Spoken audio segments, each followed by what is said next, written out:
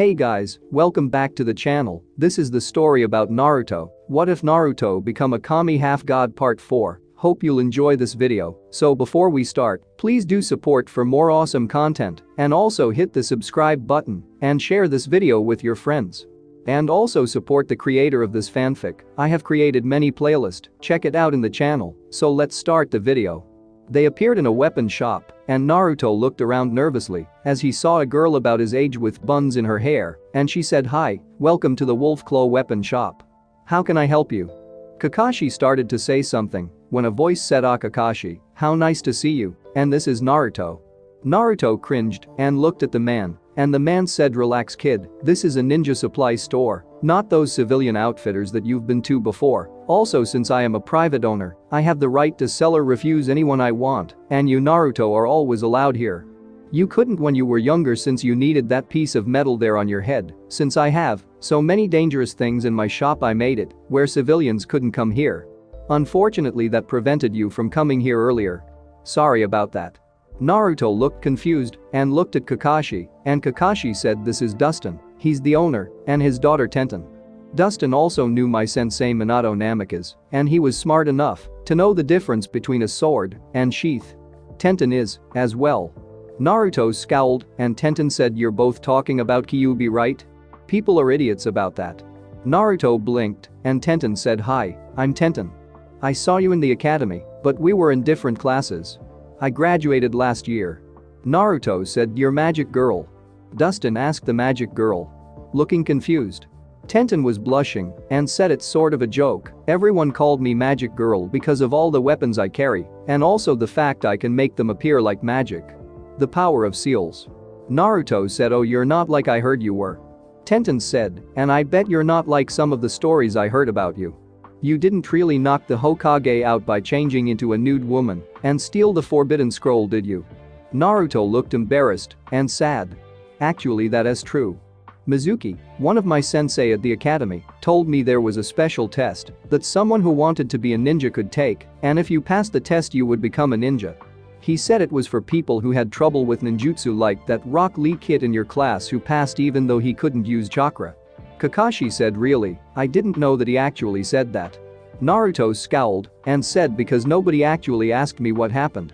Iruka-sensei told everyone that I had been tricked by Mizuki. He didn't know what was said to trick me, and it made me seem like I was really stupid. He had this list of all the kids who passed a special test. He showed me who had conditions that made them unable to pass certain parts of the test, like missing an arm and had to do one-hand signs, or a kid who had a puppet leg that was transferred here to Suna as part of the peace treaty. Since I actually knew Lee passed some special test, I thought the test was real. How could I have known that Mizuki was a traitor?" Kakashi nods and Naruto asks, "How did you know about furballs?" Tenten said, "A couple of idiots came in here one time to get weapons when they were drunk. They were talking about wanting to kill the demon fox and asked me if I wanted to help them. Dad put both of them in the hospital and he was forced to tell me. After that, when they came in again when Dad was making a delivery, I put them in the hospital. Stuck 37 kunes in both of them and a senbon needle up their asses. They've never been back." Naruto snorted and burst out laughing, and after he calmed down, he said, "Flowers among the weeds, huh?" Glancing at Kakashi. Kakashi nods and Naruto says, "Thank you, both of you." Dustin said, "No problem, kid. So what do you need?" Kakashi handed him the letter from the Hokage and said the Naruto team had already passed, but the Hokage already had a mission outside of the village for him and a couple of others. Because of this, he needs some supplies that he would normally have time for himself to get. We need some new kunes, shurikens, ninja wire, exploding tags, a tent, sleeping bag, a first aid kit, a pack of blood pills and soldier pills, and some ration bars. We also need to get him some more clothes. I mean, silver is better than orange that he was forced to buy, but..." Naruto said, "No, the clothes I have are special, Kakashi. I don't need new clothes, and these will give me even better stealth than I already have." Tenten said, "How can you have stealth in that?" Naruto smirked and said, "Tell you what, if I can show you I have better stealth in this than you think, then you agree to go out with me once." Dustin said, "You want me to go out with you? Sorry, you're not my type." Naruto said, "Not like that. I mean hang out. I want to get to know you better since you can tell I'm me and not the fox. I want to see if we could become friends." Tenten said alright, but what do I get if you fail? Naruto thought for a moment and said what do you want? Tenten said you get some other clothes than that and I get to pick them for you. Naruto said deal. As he smirked and pulled his hood on and said now you see me, and then to everyone's shock he disappeared from view and everyone was looking around the room and a voice from behind Tenten said, and now you don't. As he appeared behind her. Tenten jumped back and said how did you do that? Naruto said it's one of the things that makes these special. By adding chakra to them I can become invisible. They also can repair themselves from any damage as long as I send chakra into them, as long as even a piece of it remains. It washes itself with chakra when I take it off also. Dustin said amazing. Where did you get that? Naruto said it was a gift from my godmother. I don't know where she got it, and I don't know if or when I will see her again, since she lives somewhere else and was summoned here in the first place. Tenten said you cheated. Naruto said we're ninja, deception is supposed to be our greatest weapon. I'm also smart enough not to make a bet with a pretty woman unless I am sure I can win. Tenten blushed and said well get back on the other side of the counter before I stab you. Naruto chuckled and went up in smoke and Naruto appeared where he had been before shocking them and Naruto said also getting behind a woman whose beauty is only exceeded by the level of her skills at killing you is not a smart thing to do. Tenten scowled while blushing and said I am really starting to dislike you. Naruto said why? Because I can make you angry and happy at the same time, or because you don't know if the warmth you feel is from your anger or excitement at being complimented on your beauty. Tenten said I'm going to stab you with a kunai if you keep it up. Naruto said they say you always hurt the ones you love. If you're falling in love with me from just a few minutes I've been here, wait until we have our date. Tenten's face went completely red and Dustin burst out laughing and Naruto walked over reaching into his cloak and pulled out an almond and Naruto said, this is for you. Tenten looked confused and said why did you give me an almond? Naruto said because first it matches your eyes and second it's like you. It has a hard outer shell to keep it safe, but a softer and more desired inner shell that if someone were willing to work to get to would find a very pleasant item to savor. You said you like someone already, that means you like them, but they don't like you, yet since you didn't say you're with someone. Don't sell yourself short and don't change who you are if he can't see what's in front of him. I want to get to know you, but the real you and not who others want you to be. I also hope that I pique your interest enough to get to know me, the real me, and not what others think of me. I hope someday I can count you among my precious people, because to me those who are precious to me are like family that I would gladly give my life for. I may joke and stuff and playfully flirt with you, but my desire to know you is real. As he sat the almond on the counter.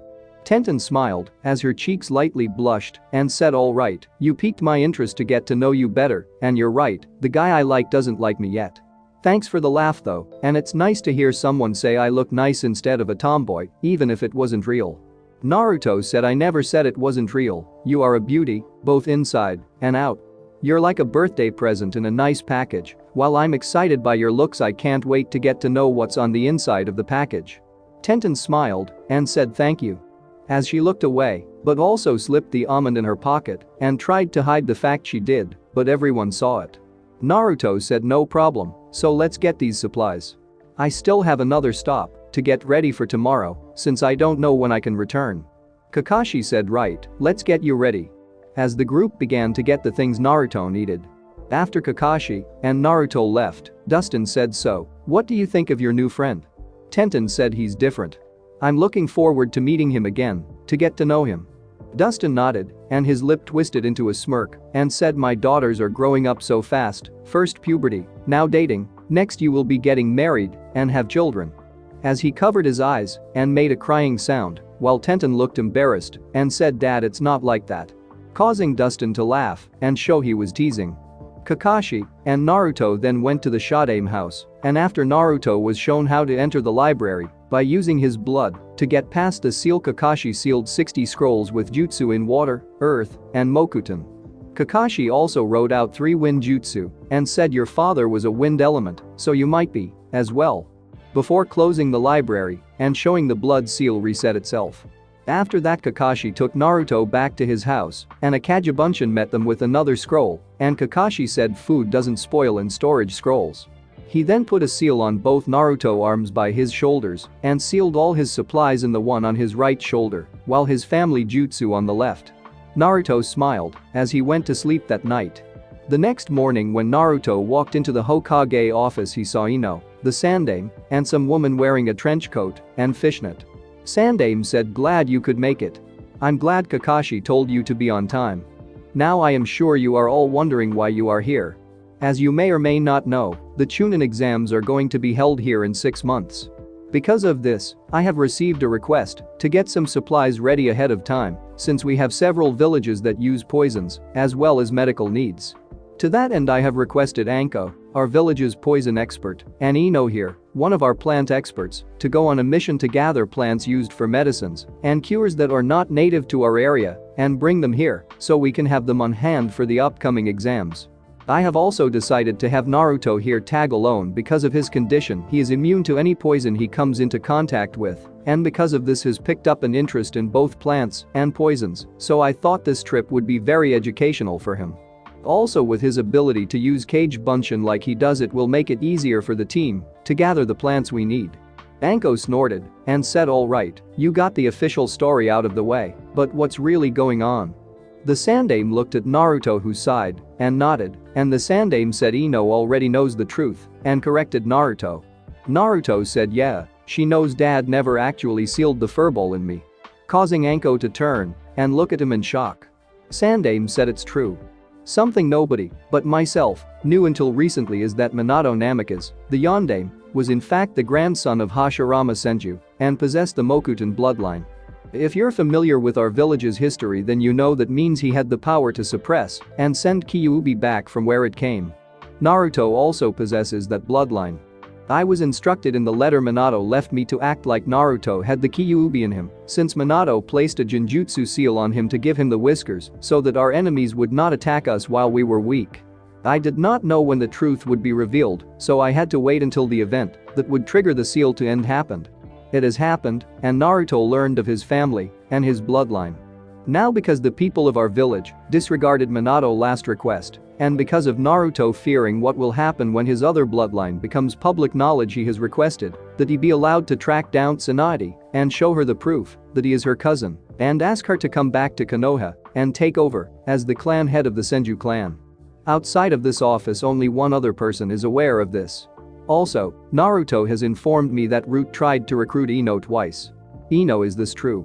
Ino looked confused, and Naruto said to Ino, "Tell about the girl from the orphanage."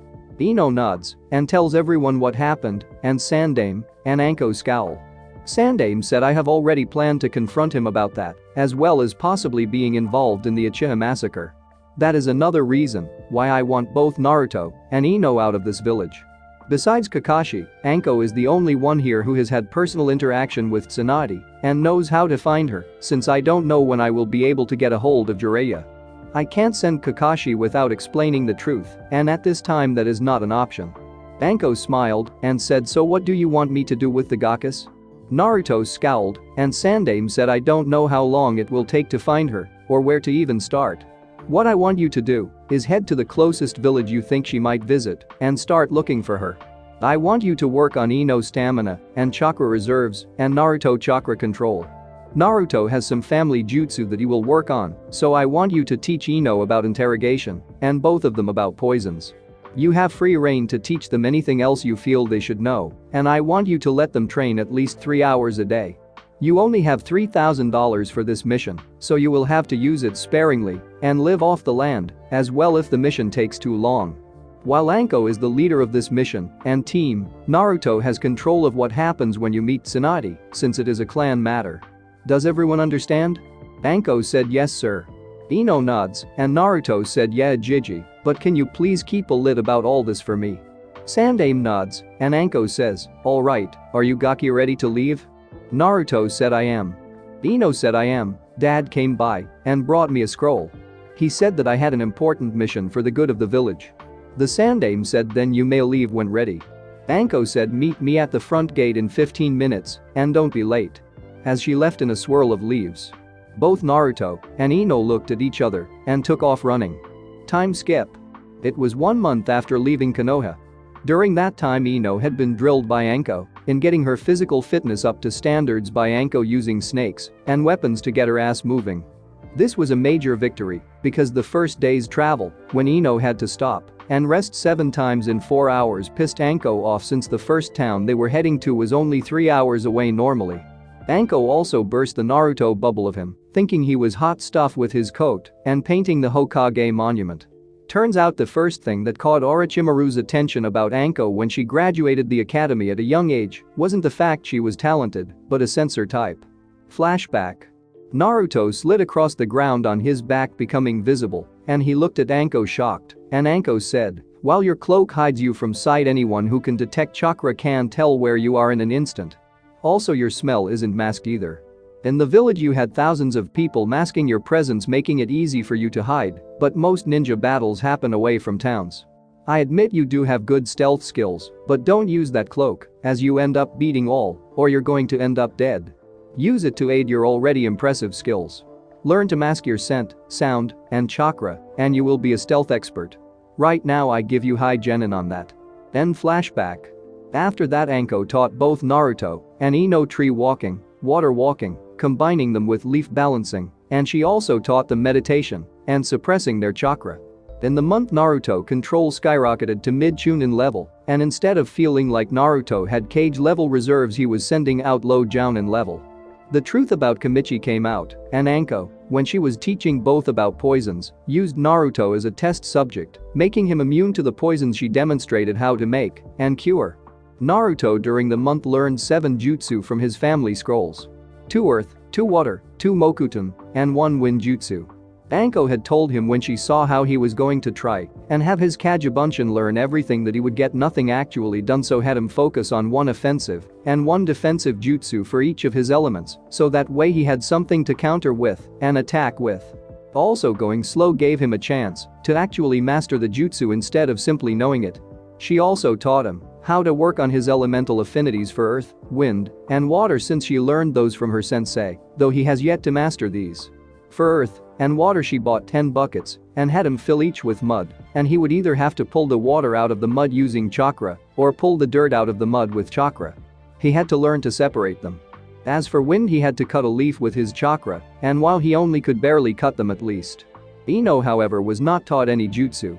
Anko instead began to teach her a taijutsu style called sliding snake, one of the minor styles that created the serpent style that Orochimaru taught Anko. As for Naruto. Flashback. Naruto sat at a poker table and thought, how the hell did I get talked into this again? Oh yeah, I broke that coffee table at the hotel and cost us most of our funds. And he said, give me 2. As he passed 2 cards away. The dealer sent him cards, and a guy across from him said, there is no way in hell you can win another game, kid. You've already taken us for nearly $7,000 in the last 5 games. Naruto said, what can I say, Lady Luck loves me, but you don't have any money left, so why don't you fold me, and the chain smoker can throw me down. The guy said, you're right, I have all my money out there right now, how about a side bet? If I win, me and him split the pot, if he wins he gets the pot, but if you win you get both pots. Naruto said, what other pot? Looking curious. The man smirked and pulled out a scroll and said, this scroll contains the fighting style of the Yonde Mizukage himself. It was stolen by an Iwanin who I killed and collected the bounty on. This style is worth 10 grand. So what do you say? Push in the rest of your chips into a side pot for this scroll. Naruto looked at the other man and said, are you in on his deal? The man said, you could buy every pot here on out, so I have no choice but to agree. Besides, there is no way you could beat my hand. Naruto looked at his hand and said, sure, what the hell? As he shoved his money in. The man with the scroll said, ha, take this asshole, full house, 3 aces, and 2 kings. The other man said, damn, beats by straight, what do you have? Naruto said, I think there's something wrong with my eyes, I'm seeing double. I got a pair of 2s and a pair of 2s with ace high. Both men scowled, and Naruto said, pleasure, gentlemen. As he grabbed the money and the scroll and left. End flashback. When Naruto returned to the hotel room with the money and gave Anko half of it, her eyes lit up, and Naruto took both Anko and Ino out to eat. As for the scroll, Anko took a look at it and decided after copying and adding her own notes to it, it would work for him because it wasn't an actual style, but a combination of 2 different styles put together to make it seem real. It was a basic samurai sword kata that each of the samurai guarding the Fire Lord were taught to begin their training when younger. Next was an offensive Taijutsu style called Cheetah Style that used high-speed quick movements that had you get in and cut your enemy where they would bleed to death the longer they fought. And the ones she added were parts of the serpent style that attacked the joints of the body, making it harder for an enemy to fight since their joints will be hurting, which will scare them into trying to avoid you. And when added with the Cheetah style, it makes it a battle of attrition, and with Naruto's stamina it seemed like a perfect style since he had stamina in spades. Naruto was walking through the woods to find him a place to bathe. Ino and Anko both left him at their campsite 1 mile from town and would return the next day with supplies. Once a week Naruto would summon Oak to him and work on his Mokuton bloodline. This day was also a day for Anko to take Ino into town and teach her things that she would need to know as a kunoichi while looking for any clues as to where Tsunade might be. So far the group had learned Tsunade liked to gamble and could run up as big of a sake bill as she did a debt on gambling. It was suggested to do this since Naruto the first time he tried the Makyubunshin no Jutsu nearly stabbed Anko and was deemed too dangerous for her and Ino to be near him when he practiced it until he learned to use it properly. As he walked he heard the sound of running water and headed toward it. After 5 minutes he found a river, but there was a woman with black hair and a black cotton dress looking at the water, and over the sound of water was a sound that Naruto recognized as sobs. Frowning, Naruto glanced around and began to walk toward the woman and said, "Are you alright?" causing the woman to jump startled and quickly get into a defensive stance. The woman said, "Who are you?" in a commanding voice. Naruto held his hands out and said, "Relax, I'm not here to hurt you or anything. Besides, isn't it common courtesy to give your name first when asking someone theirs?" The woman bit her lip and Naruto said, "Naruto. My name is Naruto. I was heading to the river and saw you sitting there and heard you crying, so I thought I would see what was wrong and see if I could help." Still showing his hands not holding anything. The woman said, "Shizune." Naruto said, "It's nice to meet you, Shizune. Is it alright if I lower my hands, or are we going to be hostile toward each other all day? I rather not since I sort of stink at the moment from traveling and would hate for you to get a whiff of the odor." Shizune bit her lip, but a small giggle left her mouth as she relaxed and Naruto lowered his arms and asked, "So you want to talk about it?" Shizune frowned and said, "Not really." Naruto shrugged and said, "Fair enough, though if you change your mind I'll gladly lend an ear for a beautiful woman like you." As he walked over and knelt down by the water as Shizune blushed. Shizune bit her lip and said, "Where are you heading to?" Naruto looked at her for a moment and said truthfully, "I don't know. I'm looking for someone, but haven't a clue where to find her.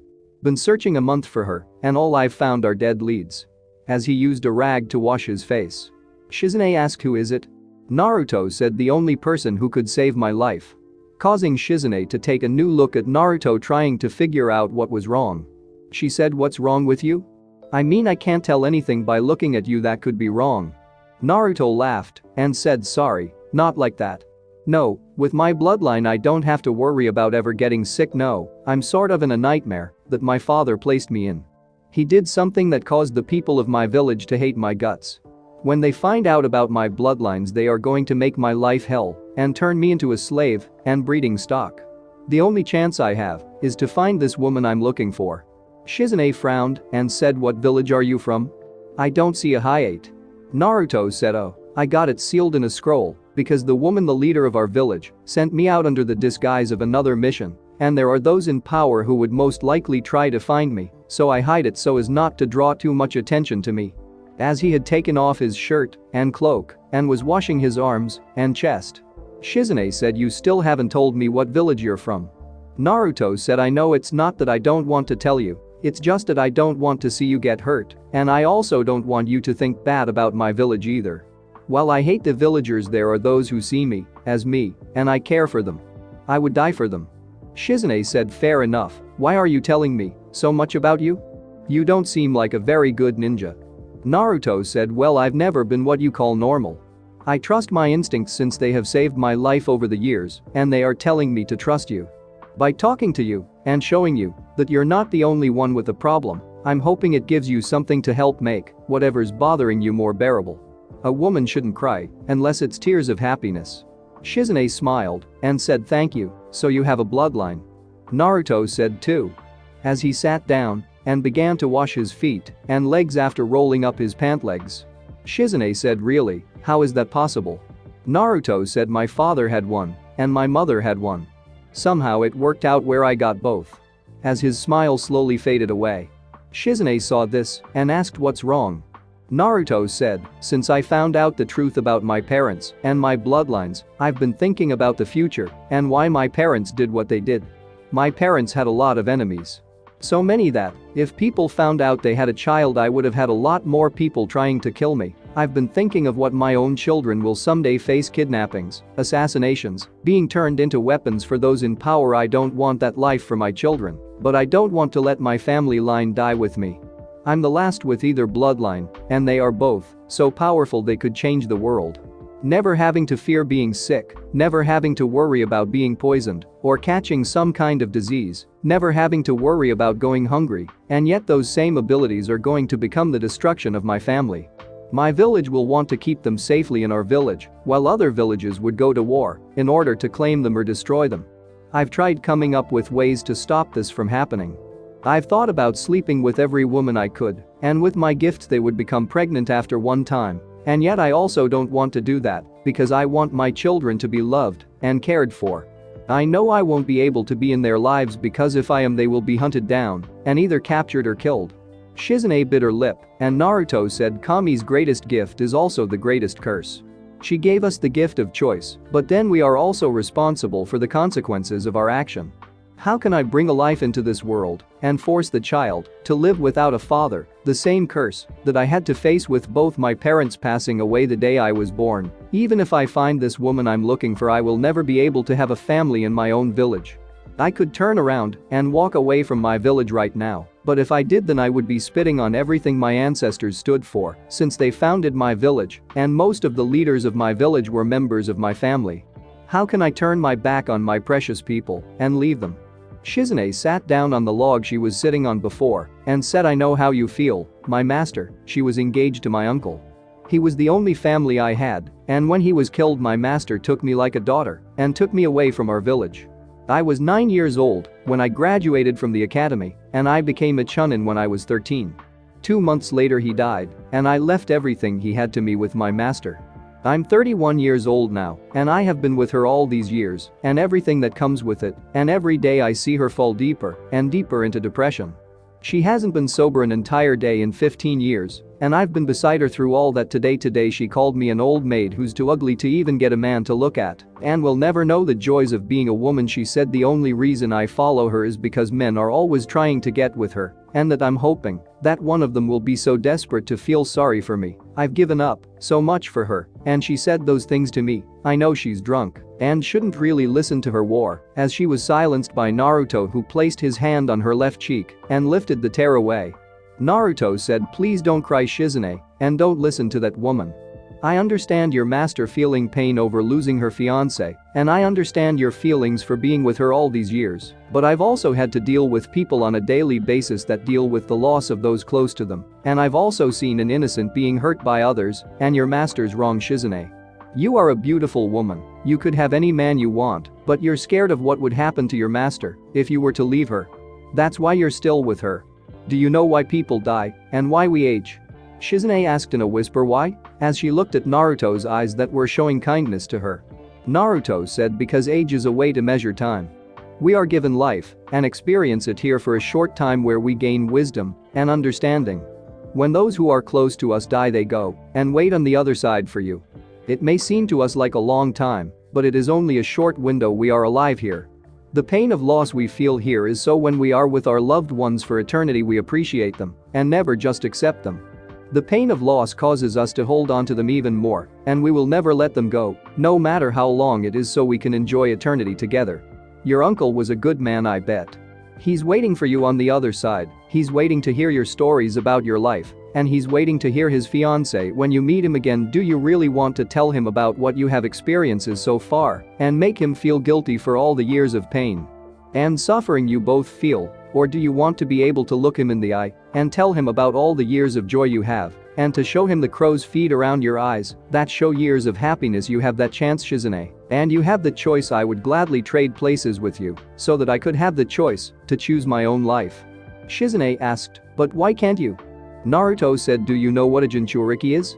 Shizune frowned and nodded, and Naruto said, "My father didn't seal a demon in me, but he did make a human sacrifice to save my village. The choice was taken from me before I was even a few hours old, and now I have to live with his choice." Shizune said, "You said, if you could find this woman she could save you. How can she help you?" Naruto smiled and said, "If I find her, the only thing I will really gain is the power to make my own choice again. Because of the actions of those in my village, how can I trust them with the lives of those I treasure the most? I'll probably never be able to have a family with anyone from my own village. How can I when I will be waking up each day expecting to find a kunai at my neck or my children taken from me? The only way I see I will ever have a family I can claim as my own is to find some princess or cage daughter or someone like that who has political backing that my village can't do anything without causing a war, and if I do find this woman and she gives me my freedom, I would only marry for love, which will most likely never happen." Shizune said, "But what of your bloodline, would you let them die out?" Naruto said, "No, I will most likely in my travels and missions find a few women who desire a child and would take care of them, maybe those who have husbands who can't have children, and offer to give them a child to raise as their own or something like that. While I would love to be able to hold my child and raise them, I know that it will most likely never happen. I don't really care about my family name. Names are things others give you, so as long as any child I have has a loving family to take care of them and they won't be used as a weapon, then I could live with that. Being an orphan all these years and being alone is a curse that if I can keep my children from living, then all the pain and suffering I face would be worth it." Shizune looked at him and said, "You're a good person, Naruto. The people of your village are idiots if they can't see you." Naruto smiled and Shizune bit her lips and leaned forward and kissed his lips, causing him to go wide-eyed a moment before closing his eyes and pulling Shizune into his embrace. Shizune pulled back, flushed and bit her lip and said, "Could you let me be the mother of your child?" Naruto's eyes went white in shock and Shizune placed her finger to his lips and said, "Wait, hear me out, I'm not getting any younger. Most women my age already have a child or two. I'm not rich, but I am skilled. As a healer I earn money going around curing diseases and helping people. I've been taking care of my master all these years, but I do have some money set back she doesn't know about. I can't leave her for the same reason you can't leave your village, but I don't want to make the same mistake she has. I've dreamed of being a mother my entire life. I know we can't be together, and I'm fine with that, but I would be honored to help you find peace knowing you have a child who will grow up with a loving mother, and I would love a child with my entire being. I ask you, no, I beg you, please." Naruto closed his eyes and asked, "Are you sure?" Shizune said yes. Naruto took one moment to look at her for any signs of deceit and, coming to a decision, leaned forward and began to kiss Shizune as his hand trailed up and down her back as she placed her hands on his chest. He began to untie her dress, slipping it off her as Shizune's hands began to work their way around Naruto. As their touches increased, so did their desire, and soon the sounds of moans, paintings, and gasps were heard echoing through the forest. The next morning Naruto held Shizune in his arms and he said, "I was right, Shizune, you are a very beautiful woman and will make a beautiful mother in less than a year." Shizune said, "How can you be sure that I am pregnant? It usually takes a few days at least for a medic to know." Naruto smiled as he kissed her head and said, "You are. I can't tell you how I know, but you are. I wish we could be together some more though. I could come to love you if things were different." Shizune smiled and said, "I could love you as well. I've never felt happier or more content than I do right now." Naruto sighed and said, "This will probably be the last time we see each other. For your protection and our child's, we can't tell anyone about this." Shizune closed her eyes as a tear fell and said, "I know. Can you at least tell me about what bloodlines our child will have?" Naruto bit his lip and said, "I can tell you about one, the one that will have the most effect on the child. It's called the Kimichi. It uses the child's chakra to heal itself.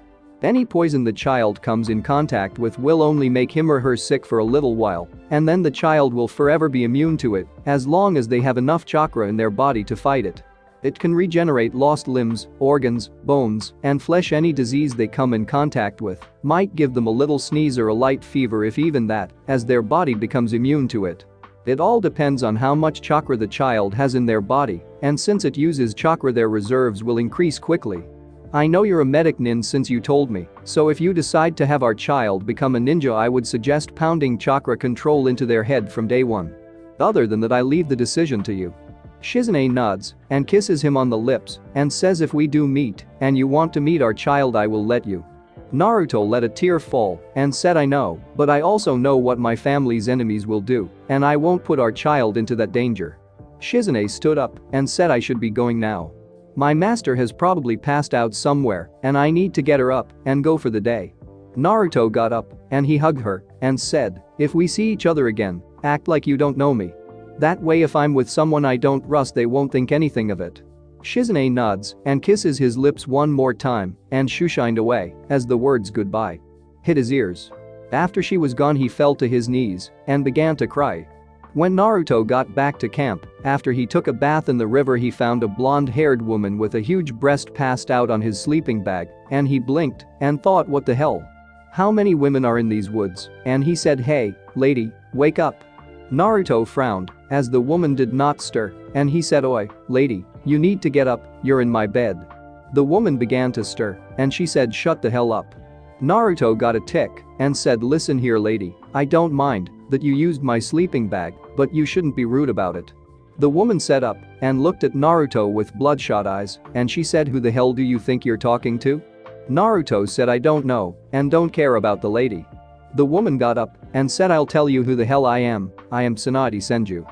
Naruto's eyes got wide and said Tsunade Senju, as in the granddaughter of the Shodaime Hokage. Tsunade nods and Naruto said oh this is great, I've been searching for you. I got something for you. As he rummaged in his cloak pockets and pulled out a scroll. Naruto was smiling as Tsunade eyed the scroll and then Naruto, and she slowly took the scroll and Naruto felt like a great weight was lifted off his shoulders when Tsunade smirked, and the next thing he knew he was feeling great pain in his chest as he was sent flying through a tree and several more before the sixth one bent in half and fell on him pinning him to the ground as one branch stabbed him in the stomach. As he coughed and wheezed in pain, Tsunade appeared laughing and said idiot, do you really think I care who you are or what's in this scroll? I'll never go with you. As she threw the scroll in the air and Naruto's eyes got wide as Tsunade finished a set of hand signs and breathed a fireball consuming the scroll. Naruto gasped as his eyes followed the ashes of the document and Tsunade drew back and kicked him in the face, and the last thing Naruto heard before he blacked out was her laughter as she ran off. When Ino and Anko returned to the camp both saw the destruction of several trees and Anko said fan out and searched for the Gaki. As both women began to look around, Ino screamed as she found Naruto.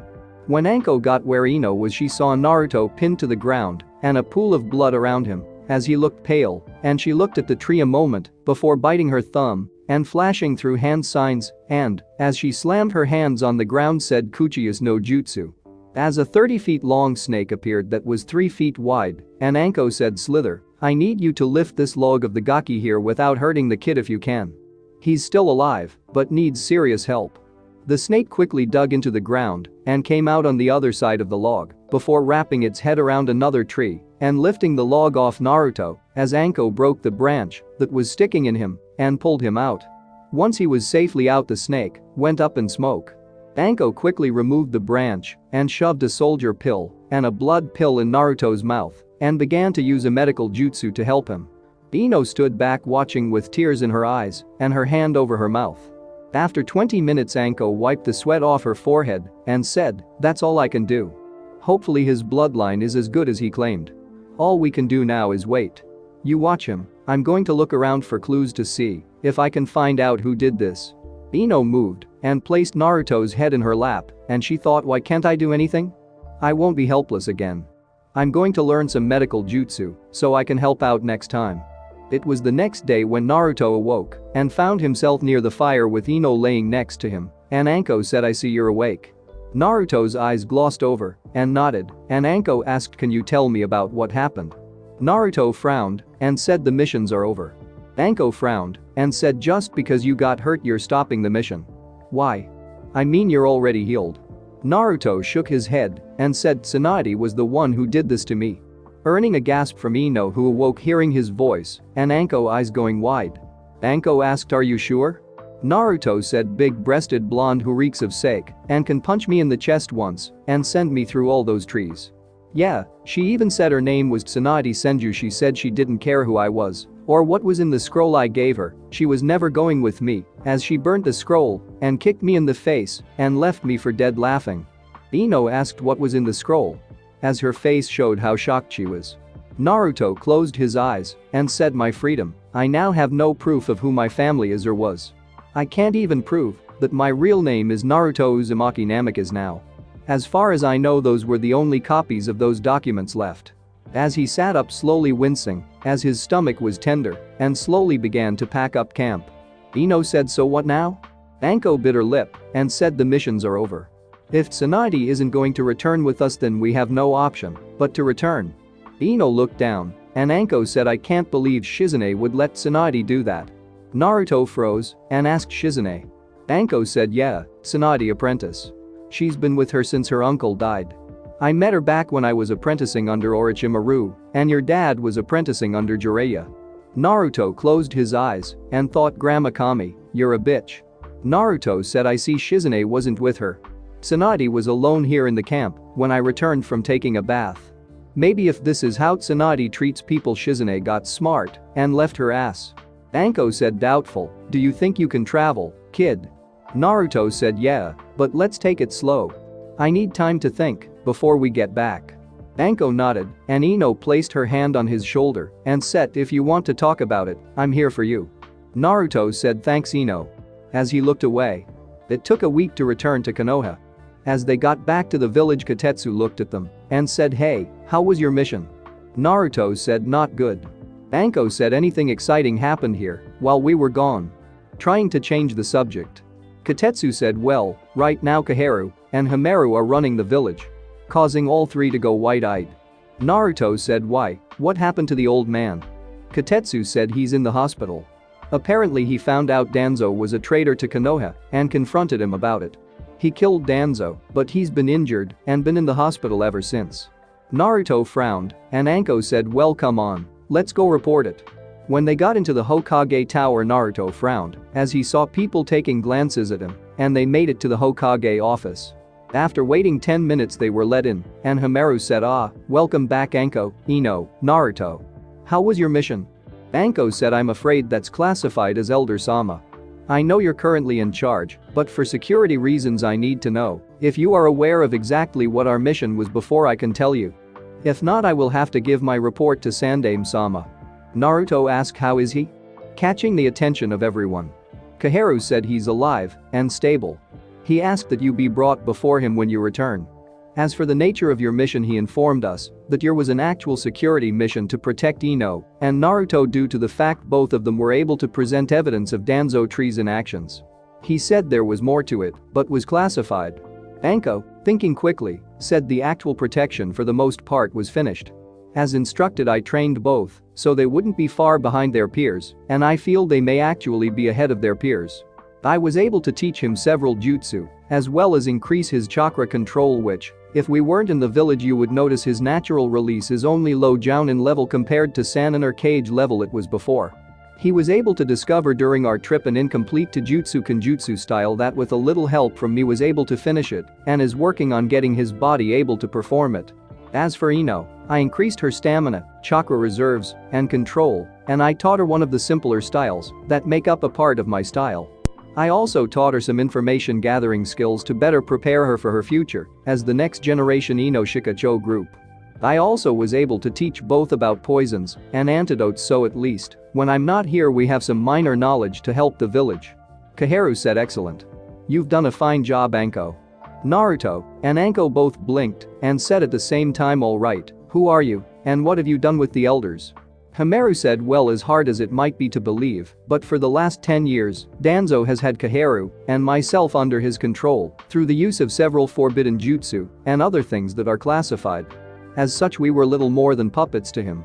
He was paranoid about it, though, so he made it where we were only loyal to him, and with his death we are free. I can understand your feelings toward us with the way you both were treated, and I hope we can earn your trust. Naruto frowned and Anko said, we'll see. Hamaru said, well, I expect you want to see Sarutobi. He's in room 321 and the guards have been given permission to let you in Naruto." Naruto nodded and looked at Anko and Ino and said, "If you don't mind, could we keep what happened a secret? I don't want the village making fun of me for nearly killing myself with my own jutsu." Anko said, "Sure Gaki." Ino said, "Of course." Both understand what he really meant. Naruto nods and leaves, and after he is gone, Koharu asks what happened, with concern in her voice. Anko said, "Sorry, the Gaki earned my respect and trust on this mission, and I don't see a reason to hurt him by revealing a simple training accident that anyone could make." Hamaru said, "I understand well, is there anything else you would like to report?" Anko said, "Nope." Koharu said, "How about you, Ino?" Ino said, "No." Hamaru said, "Well, you dismissed them."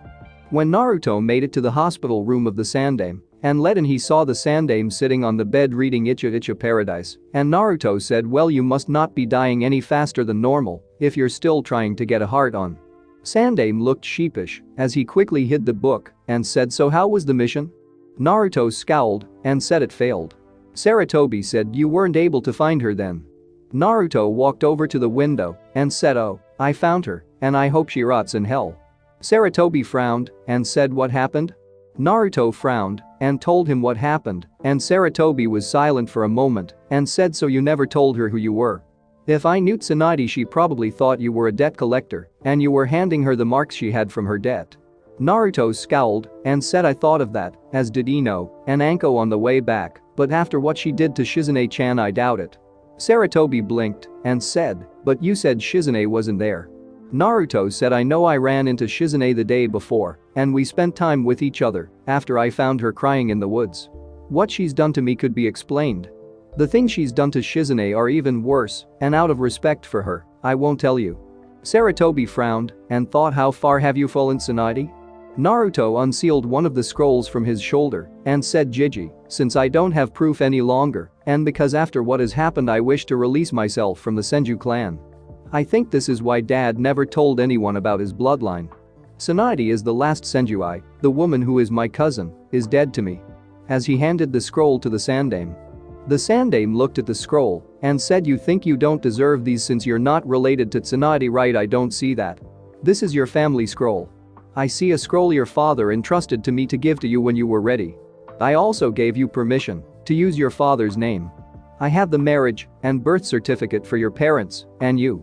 Naruto's eyes got wide and Sarutobi said, "I didn't know Minato had a copy for you, but I had a copy I was waiting to give you when you were ready. I asked that you keep your family name a secret, though, until you're strong enough." Naruto bit his lip and said, "All right, so when are you going to be getting out and taking over again?" Sarutobi said, "I should be out in a week, but..." Naruto asked, "But what about Jiji?" Sarutobi said, "While you were out, Jiraiya, your godfather, and the sensei to your father came to give me a report, and I was still in critical condition. Koharu and Hamaru asked him to take over as the godame, and he refused and said that Tsunade would be a better choice. The elders agreed and sent him to retrieve her." Naruto's eyes got wide and he paled and he looked up at the roof and said, "I really hate you." Sarutobi sighed and said, "I will keep quiet about who you are related to, and I will order those who know not to tell her." Naruto frowns and said, "Jiji, I know this isn't normally done, and you've been more than generous to me, but I have a request. Is there any way I can not be here? If this Jiraiya guy brings her back with everything that's happened, I feel like I'm snapping." I nearly bit Ino and Anko head off for trying to be nice to me on the way back. Maybe a low-rank mission or something like that, something long-term to give me a little time to calm down and figure out things. I'll return when the mission is over. I just need to get away from it all for a little while." Sarutobi frowned and said, "Get the guards at the door for me." Naruto nods and walks out and says, "Oi, he needs one of you." An Anbo with a Nico mask walked in and Sarutobi said, "Please go get the elders and ask them to come here. I need to speak with them."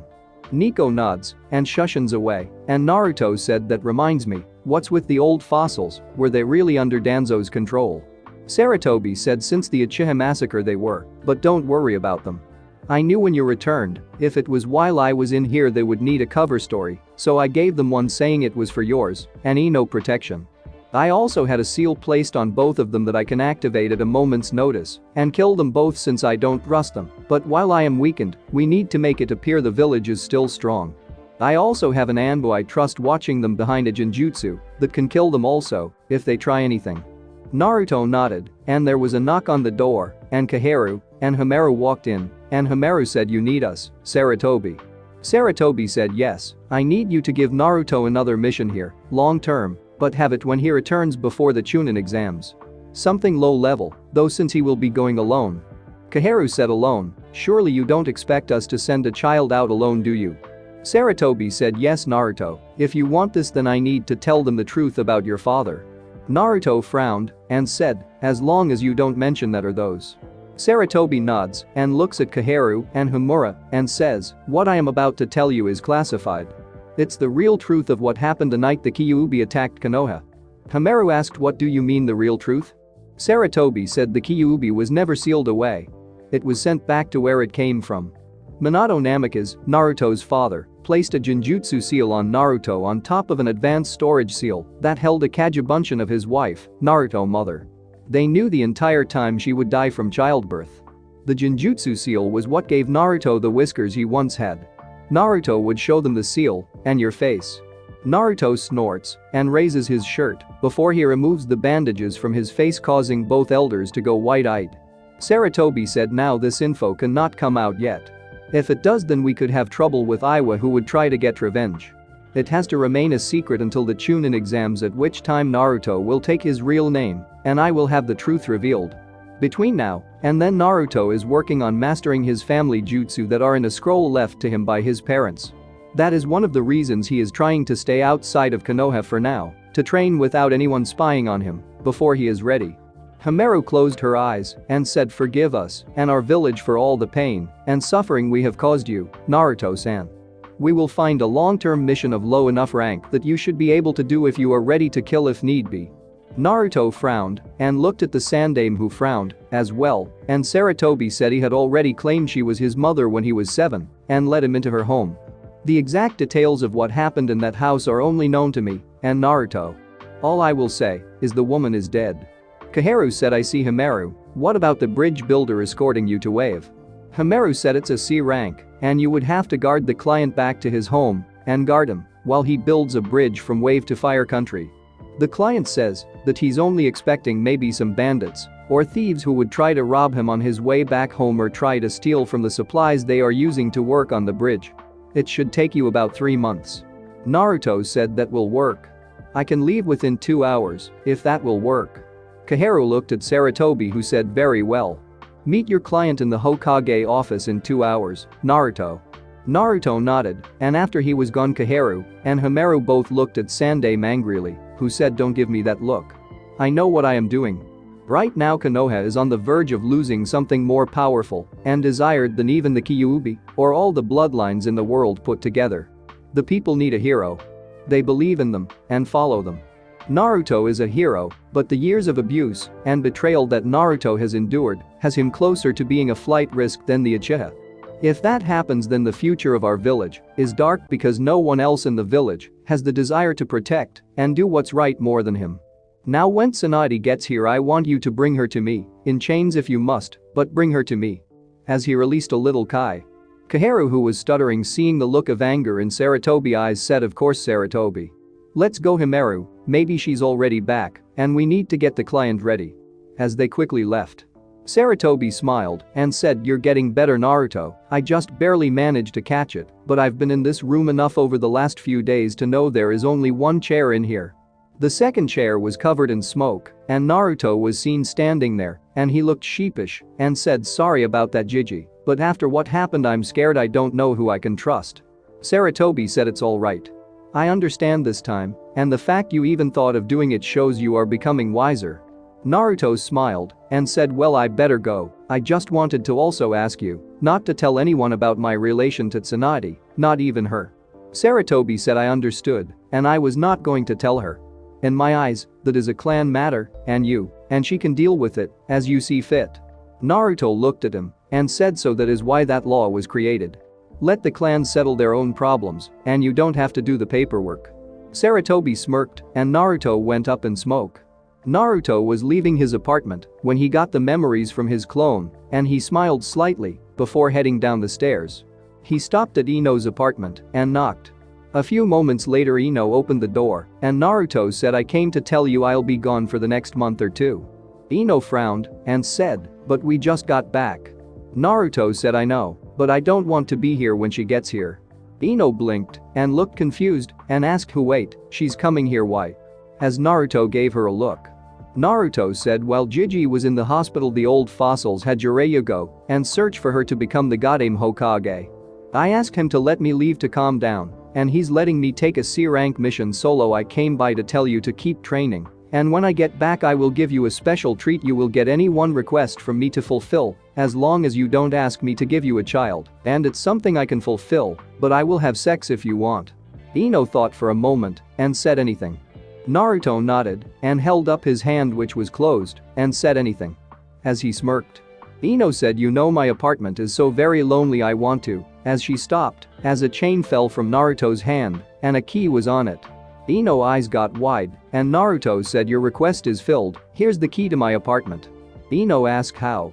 Naruto said, Ino, remember, I know your innermost desires. Besides, to save money we had to share a room, all three of us, and you and I shared beds, as well as the times we spent in our tent.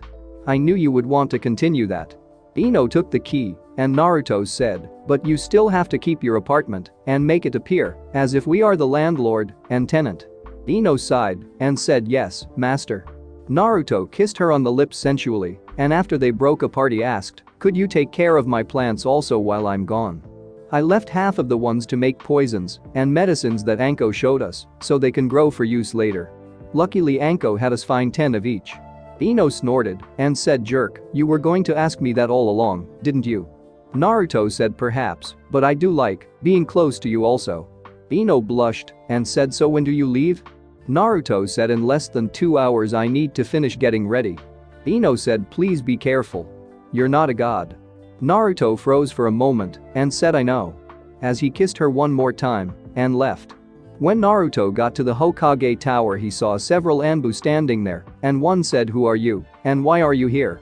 Naruto blinked and looked at him stupid and said, who the hell are you? How the hell can't you tell who I am? I'm the most hated person in the village, the prank master from hell, the spiraling maelstrom of wind and wave, the Sachi no Shinigami, Naruto Uzumaki. Now, can you tell the old goat and nag the brats here for his solo C-rank? As he showed them his high 8 on his arm. A snicker was heard from the side of the room and Kakashi was sitting there and said, some things never change, huh? Naruto said, why change when life's exciting the way it is? Kakashi said, all of you stand down, he's cleared for full access to this building.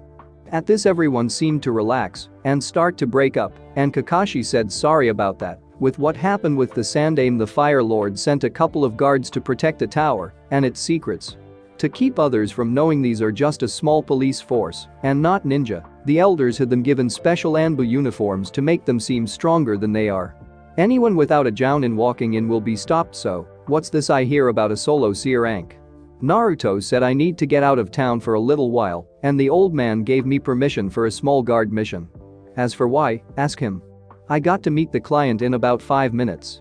Kakashi said, so our team is still not being reunited. Naruto frowned and said, how's Sasuke? Kakashi said, about the same. I've had him working on his speed a little and chakra control. Naruto nodded and started to walk and said, you are coming, I would hate to be stopped again. As he walked toward the Hokage office. Kakashi smirked behind his mask and followed Naruto into the office. Kaheru and Himeru both looked at Naruto and Kakashi walked in behind him and Himeru said to Naruto, good to see you on time. As she shot a glare at Kakashi. Naruto said, yeah. So you must be the client. As he looked at the man with a straw hat and a bottle of sake. The man said, I'm Tazuna, the super bridge builder. Are you both the ninja who are guarding me?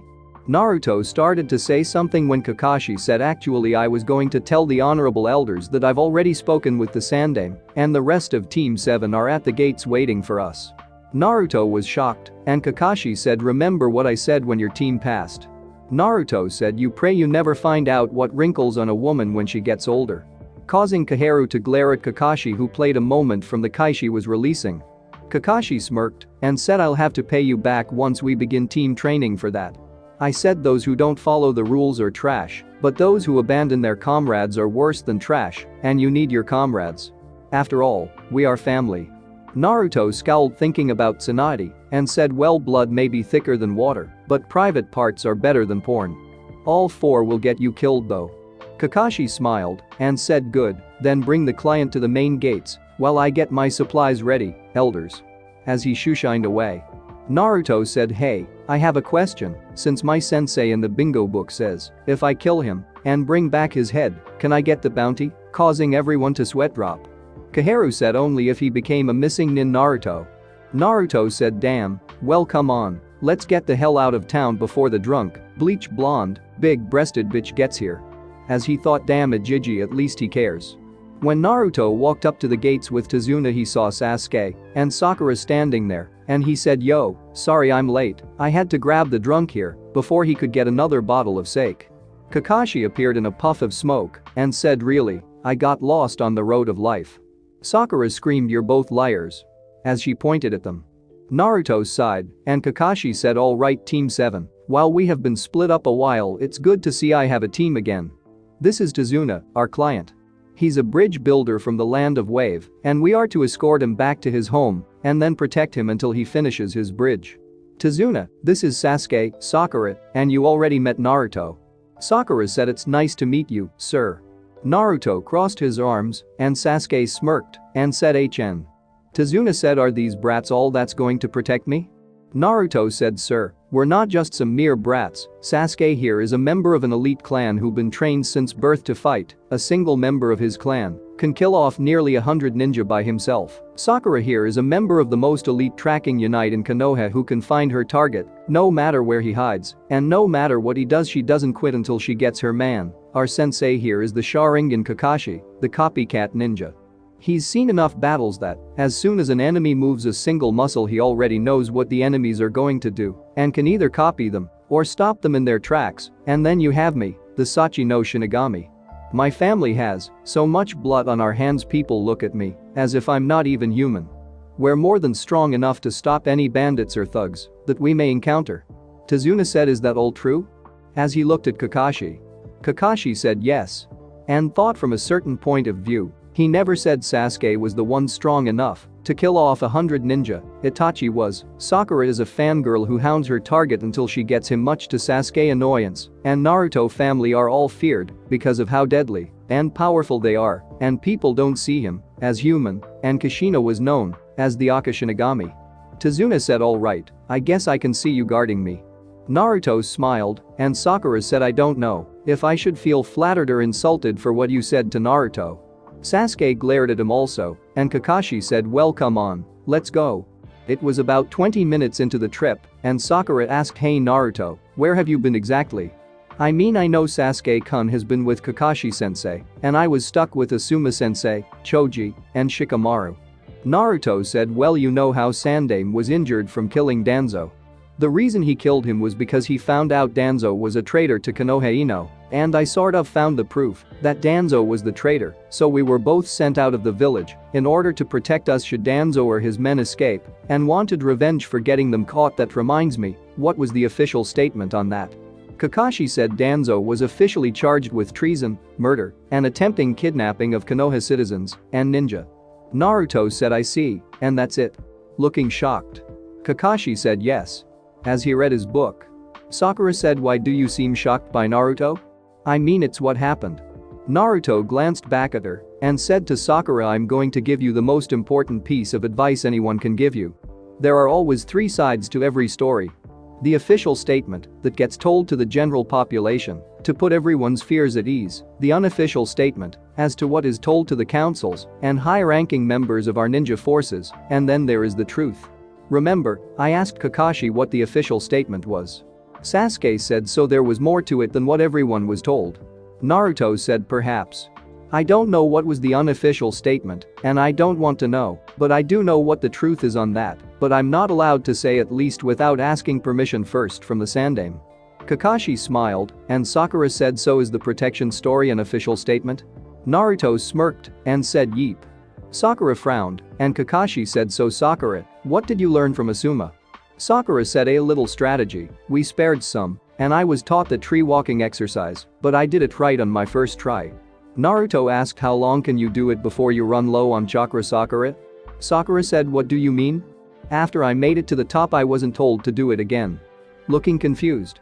Naruto slapped his forehead and said to Sakura, if you are still rivals with Ino then you are really far behind her. Ino can do it for an hour without stopping, and she can also water walk for half an hour and leaf balance for several hours. That's not to mention how Anko-sensei had her do jutsu matches where if Ino quit she beat the shit out of her, or if she got down she kept attacking. Ino learned that for a kunoichi in a fight there are only 3 options: fight, die, or become someone bitch.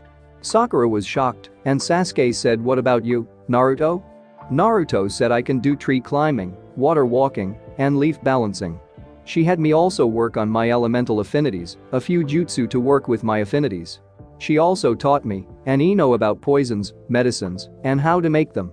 Hell, she had me be the test subject for each of the ones she showed us, so I would build up an immunity to them. I was taught a few other things, but I would rather not say for now. Sasuke frowned and said, why didn't you teach me all that, Kakashi-sensei? Kakashi said, because you and Naruto are 2 different types of shinobi. Right now you have better control than Naruto, but he has more chakra and stamina than you. To teach you the things Naruto knows I have to get your stamina and chakra levels higher. You heard how Naruto had to do tree climbing, water walking, and leaf balancing.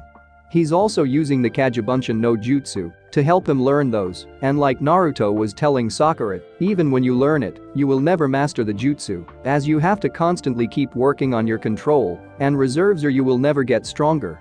Sasuke said, it won't matter once I activate my Sharingan. Naruto snorted and said, that was one of the lessons Anko drilled into my head. It doesn't matter if you can copy a 1000 jutsu, if you don't learn and master them then they are useless to you and could be used against you. Take Kagebunshin for example, if you were to copy me using it and use it yourself then you would wind up being weaker than me because your reserves are not as big as mine. Now take that fire jutsu you used in the academy, if you and me both used it at the same time to attack each other, I would most likely lose the fight because I don't know how to do that jutsu, and also I don't know how not to use it where you spent days learning it and mastering it. You could do something like hide weapons inside the fireball or something, and I wouldn't know until it's too late. Kakashi said, I agree. I've copied over a 1000 jutsu with my Sharingan, but I only use about 60 in battle because I know and master those, but the others I just copied and haven't really done anything with them. Each of the genin were in thought as they traveled over what was said. As Team 7 and Tazuna walked toward Wave 3 hours into their journey, Sakura said, hey Naruto, I thought you were an orphan. Remembering he mentioned his parents earlier. Naruto said, I am, but I found out recently who my parents were. It's a long story, and right now I'm more worried about the 2 guys up ahead. Everyone looked at him, and Sasuke said, what guys? Naruto said, Anko said I'm a sensor type, like her. She said it's how I am able to get away from all those ninjas I outran when I pulled my pranks. I naturally could detect them a little. I'm not fully trained, but she gave me a small exercise to work on, and I've got it down where if someone with more chakra than a genin is within a mile I can detect them, but I can't tell how much they have or exactly where they are, but I can tell the general direction they are. I'm detecting 2 chakra sources up ahead somewhere. As the group kept walking, Kakashi frowned and said, so you can detect Chunin or higher, huh? Naruto said, yeah, it's one of the exercises that she taught me to try and reduce my chakra that I release naturally. My own natural release is like a smokescreen, so it has to be someone with higher chakra to get through the smokescreen. I can't detect Sasuke, Sakura, or Tazuna, but I can detect you and the 2 ahead of us. Kakashi said, I see Sasuke, you guard the front, Naruto left, Sakura right, and I'll take the rear. Tazuna, if something happens you are to get by Sakura. Sasuke, you are to stand on the opposite side of Tazuna from Sakura in case someone else is with them and they try to attack while they are distracted. Naruto, you're the primary assault on this, while I will scan for any other threats and then assist you. Does everyone understand? Sasuke said, why does the dobe get to fight them? Naruto growled at Sasuke's words and then his eyes went wide as he heard Desire scream behind you and said shit. As he turned on instinct and grabbed the chain that was about to wrap around him with chakra and sticking on the chain, sent his foot against the one on the left, kicking him in the chest as he rolled over the chain while he removed Little Fox in one motion, and as his feet hit the ground he gabbed forward with his blade and stabbed the one on the right in the neck. Kakashi appeared behind the one on the left that was stunned and chopped him in the neck, while the other man was clutching his throat and was drowning in his own blood, falling to the ground. Naruto frowned as he removed the blade and flicked the blood off it before returning it over his shoulder and thought, "Thanks, sis." Desire said, "No problem." Everyone was stunned and Kakashi saw Naruto's hand was bleeding and said, "Naruto, the chain's poisoned." As he glanced at the chain, seeing it discolored on the edges, meaning it's poisoned. Naruto looked at his hand and said, "It's fine. I must have been in contact with it before since I'm not feeling any burning, so I'm immune to it." As he pulled out some bandages and wiped the blood off and wrapped the bandages around his hand. Sakura screamed and said, "You killed him." In shock. Sasuke was frowning as he looked at the dead nin. Naruto looked at her and said, "And we're ninjas, this is what we've been trained to do. I'm just lucky, though, because if I would have been any slower, that chain would have killed me." As he glanced at the body of the man he killed. Kakashi nods and says, "The demon brother. C rank missing nins from the Hidden Mist village. Both chunins. Cut the head off of him with your sword, and I'll seal it in a scroll so you can collect the bounty." Naruto said, "I can't. My sword will only cut when someone is trying to kill me. If the person dead or not actually tries to kill me, it won't cut anything, but if they are, it will cut through nearly anything. It was a gift, so I could learn to use it without killing myself and be safe to use on sparring partners." Kakashi nods and says, "Right, stand guard, and I'll take care of him and then get some info from his brother." As he placed his hand on both nins and Sunshine away. After Kakashi was gone, Naruto looked at his team and Tazuna and saw them staring at him, and he asked, "What?" Sakura finally asked in a quiet voice, "What's it like to make your first kill?" Naruto frowned and after a few minutes he said, "It's not my third actually." As he walked over and leaned against a tree. Both his teammates looked shocked, as did Tazuna and Kakashi, who came back, also were shocked. Sasuke said, "When was your first time?" Naruto closed his eyes and said, "I was 7." Making everyone gasp. Kakashi, who returned, asked, "What happened? Does anyone else know?" Naruto frowned and said, "Jiji knows the truth since he was the one who found me, the old goat, and Nag know I killed, but that's all." Sakura said, "So what happened? What was it like?" Naruto bit his lip and said, "I'll tell you later, because it's not easy for me to talk about, and I want to know why they were targeting Tazuna." Tazuna asked, "What makes you think they were targeting me?" Naruto said, "Because both the demon brothers spent time in Wave Country recently." Kakashi said, "Oh, and how do you know that, Naruto?" "I mean, even I didn't know that." Naruto, who was still leaning against a tree, moved his foot, kicked a small boulder beside the tree, and said, "Because they ate lunch here waiting on Tazuna to return and had food they got from Wave Country. The receipt for the store they shopped at is with the trash they hid, and it says the store is located in Wave." As everyone saw a bag with sandwich wrappers and a price tag stapled to the bag. Sasuke asked, "How did you find it?" Naruto said, "Because I haven't eaten since breakfast and I smelled chicken and followed my nose over here to see where it was coming from." Causing everyone to sweat drop. Kakashi said, "I guess you can teach an old dog new tricks after all. Now why don't you tell us about what is really going on with Tazuna? Why does Gato want you dead?" Tazuna sighed and explained how Gato took control of all shipping to the island and how he wants Tazuna killed to keep control of the island. After he was done, Naruto said, "Well, I'm still going." Sasuke said, "The Dobes are right, we can't abandon this mission. And maybe I can find out how Naruto got so strong." Sakura said, "Yeah, we have to help these people." Kakashi said, "All right, but the next enemy we face will be most likely a Jounin. Everyone is to be on alert and follow my orders." All three genin said hi. So Team 7 continued the mission. Naruto, after the first hour, put his hands together and created 10 cage bunchins and had them quickly jump ahead. After they were gone, Sakura said, "What did you do for Naruto?"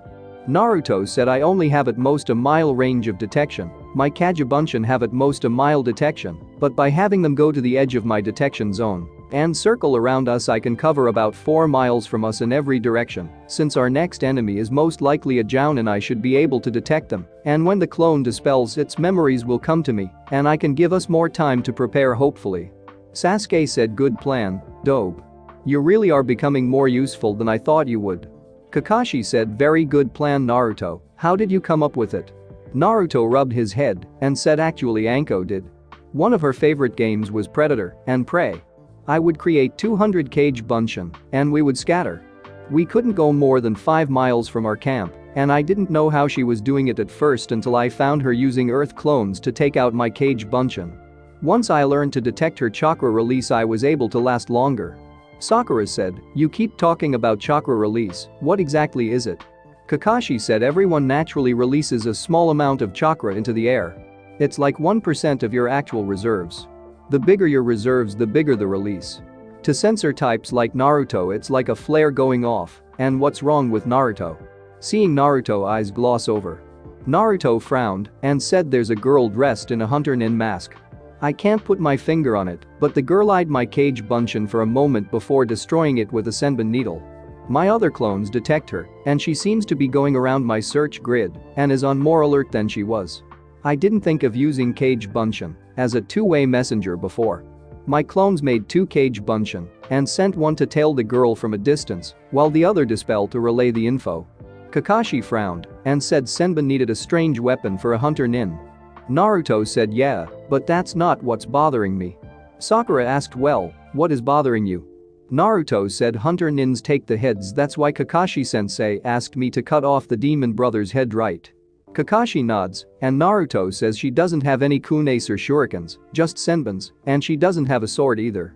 Sasuke said maybe it's a sealed dobe. Naruto frowned and said maybe it just seems odd for a hunter to not have her weapons ready in case she came across a mark. Anko told me she works with Anbu, and the #1 rule is always have your equipment handy. Kakashi said, "You're right, that is odd, she would not have more than senbons on her. Do you see a high-8 on her?" Naruto said, "My clone wasn't looking for one, so can't tell you." Kakashi said, "Well, if your clones detect her or find anything else strange, let us know. Let's continue. We should be able to make it to the seashore before dark." Naruto nods, and Sasuke says to Dobe, "Who exactly is this Anko woman you talk so much about?" "I mean, the things you keep talking about she said to you seem like advanced stuff of the thing Kakashi-sensei said to me." Naruto rubbed his head and said, I don't know her official rank, but I do know that she was the apprentice of Orochimaru when he was still a leaf ninja, just like Shizune is Tsunade's apprentice, and my dad was shit." As his eyes went wide realizing what he just said. Sakura's eyes widened and said, "Your dad was an apprentice to a Sannin." Naruto frowned and said, "Actually, my dad was the Yondaime Hokage." Sasuke, Sakura, and Tazuna's eyes went wide as they heard this, and Sasuke said, "You're joking, right, Dobe?" Naruto bit his lip and said no. Sasuke said, "But Yondaime was never married." Kakashi said, "Actually, he was married for several years secretly to Kushina Uzumaki, Naruto's mother. I was a witness at their wedding." Sakura said, "But why? Why keep the fact they married a secret?" Naruto sighed and said, "I guess I can tell you about how I made my first kill. Then you will understand why. A woman claimed she was my mother and that she had been told I died during the Kyuubi attack and had only returned recently. I believed her because I was only 7 and had been an orphan my whole life. She seemed like a really nice lady and even gave me my own bed while I was asleep. The first night in that house she let 10 men in the house and they came to the room I was in. They threw me on the floor and took the mattress off the bed. It was a metal frame and they tied me to the frame, ripping my shirt off me and used Raiten Jutsu on the frame, making everyone wide-eyed realizing what that meant." Naruto closed his eyes and said, "I was in that house for 2 weeks. During the day the woman would stab needles in me filled with different things from bleach to acid to poisons," causing Sakura to get tears in her eyes as Sasuke seemed to be shocked. Naruto said, "During the night there's a reason I have such a high pain tolerance." As his eyes glossed over. Kakashi asked what happened. Naruto bit his lip and said, "I guess, if I'm going to tell you the rest, I have to tell you some of the truth. I have 2 bloodlines," causing both Sasuke and Sakura to go wide-eyed. Sasuke said, "You have 2 bloodlines, what are they?" Naruto said, "One lets me heal really quick. I won't tell you the other one yet or anything else about my one bloodline since I have to keep it a secret for now, but one of the things that was done to me was my right hand was cut off and destroyed." Sakura said, "But your hand is there, wait, you mean you can heal from having your hand cut off?" Naruto said, "Yeah, before I knew it was a bloodline, and when I told the Sandaime we both thought it was a genjutsu they used on me, but my hand regrew under the rags they used to cover it up so that I wouldn't bleed to death. When it was healed enough I freed myself from the other wires and fell to the floor too weak to do anything else when the woman came back into the room to give me the next batch of poisons. She found me on the floor and she dropped the tray and started to beat me. I curled up in a ball as she kicked me over and over again. And I saw a needle that had fell off the tray full of liquid. I grabbed it and stabbed it in her leg. Whatever it was killed her within 15 seconds. I don't know how long I was there before the Sandame found me, and before now I've never told anyone but him what happened. Tazuna asked, why did they do that to you? Naruto bit his lip and said the woman was a spy for Iwa. She worked as a nurse's aide at the hospital and got a blood sample of my blood and somehow discovered who my parents were. The Sandame suspected the men were from Kumo since they used Raishin jutsu to torture me. My father decimated Iwa forces, and Kumo was angry at Konoha for years for some reason. Torture and killing the son of the Yondaime Hokage would have been a real good way of getting revenge when word got out about it. Luckily for me, they didn't know about the Kamichi bloodline I got from my mother. Sakura said, but if that's true, then why do so many people look at you and my mom and everyone tell us to stay away from you as a kid? Naruto rubbed his head and said, Sakura, Sasuke, everything I am telling you is an S-rank village secret.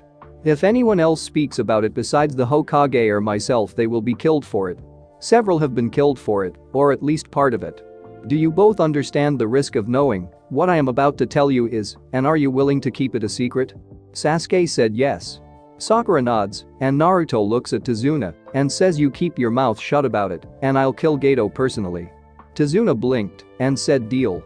Naruto sighed and said, remember how I told you there are 3 versions of every story? The events that happened the day I was born are also 3 versions of the story. Officially, my father killed the Kyuubi the day I was born at the cost of his life. Everyone born after that day believes this. The unofficial story that most of the village older than us believe, and that I didn't hear about until the day we graduated when Mizuki tried to kill me, was the Yondaime used a forbidden jutsu to seal the Kyuubi inside a seal he drew on a random orphan he chose by summoning the Shinigami who ate his soul and killed him. Sasuke said, the orphan was you. Naruto said unofficially yes. Sakura asked, what's the truth? Thanks for watching my video. Leave a like if you enjoyed my video, and also do consider subscribing to my channel for more awesome content. If you want the next part of this story, let me know in the comment box. See you next time. Till then, sayonara.